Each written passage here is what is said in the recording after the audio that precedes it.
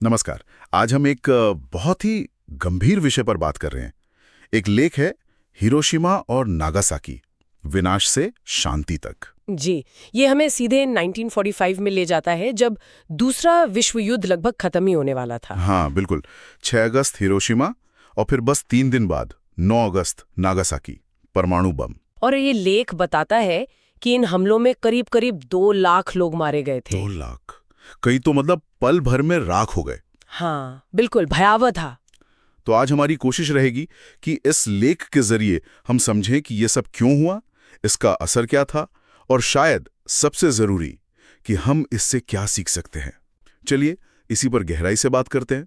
देखिए, लेख में जो बताया गया है वो ये कि अमेरिका का तर्क उस समय ये था कि जापान जो है वो युद्ध खत्म करने को तैयार नहीं था, वो आत्मसमर्पण नहीं कर रहा था। हाँ, वो कामिकाज़े हमलों की बात भी आती है शायद। जी, उनके आत्मघाती हमले जारी थे। तो अमेरिका की तरफ से ये कहा गया कि भाई युद्ध को जल्दी खत्म करना है और जानें बचानी है, तो ये मतलब परमाणु बम एक तरीका था। एक तरीका। लेकिन क्या लेख ये भी पूछता है कि क्या ये जरूरी था या यही एकमात्र तरीका था? बिल्कुल, बिल्कुल। लेख सिर्फ तर्क नहीं रखता, वो ये सवाल बहुत मजबूती से उठाता है कि क्या ये वाकई जरूरी था? क्या इसके मानवीय पहलू पर सोचा गया? और फिर जो तबाही का जिक्र है इसमें, वो तो रोंगटे खड़े कर देने वाला है। मतलब जो फौरन मौतें हुई, लोगों की चमड़ी जल गई, अंग टूट गए, वो तो एक हिस्सा था। लेकिन इसका असर तो वहीं खत्म नहीं हुआ होगा। नहीं, बिल्कुल नहीं।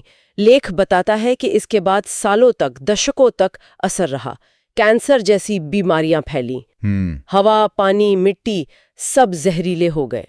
और लेख में ये भी लिखा है कि इसका असर लगभग 80 साल बाद भी महसूस होता है। 80 साल। और लेख में एक शब्द इस्तेमाल हुआ है, मुझे याद है, जो बच गए उनके लिए जिंदा लाश। हाँ, ये शब्द इस्तेमाल किया गया है।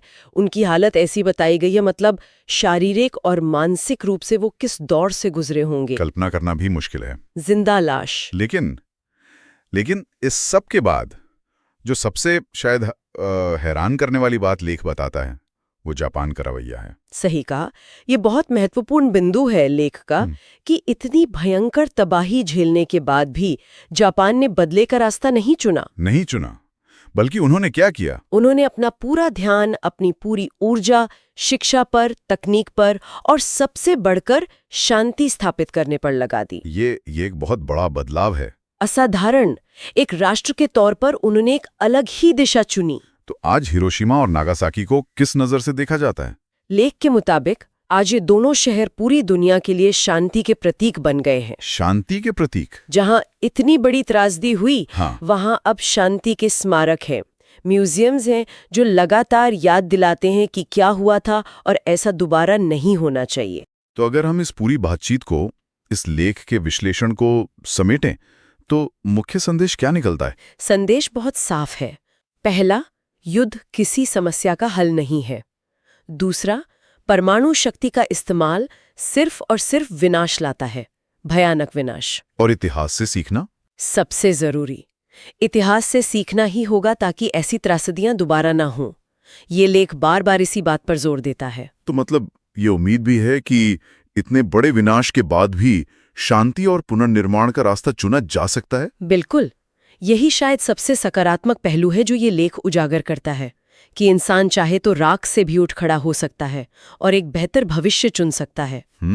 और ये सोचने पर भी मजबूर करता है ना, कि कैसे एक इतनी दर्दनाक ऐतिहासिक याद एक पूरे देश को नफरत और बदले से हटाकर शांति की राह पर चलने के लिए प्रेरित कर सकती है, जैसा लेख जापान के बारे में बताता है। ये वाकई एक गहरा सबक है, सिर्फ जापान के लिए नहीं, पूरी दुनिया के लिए। जी बिल्कुल, पूरी मानवता के लिए।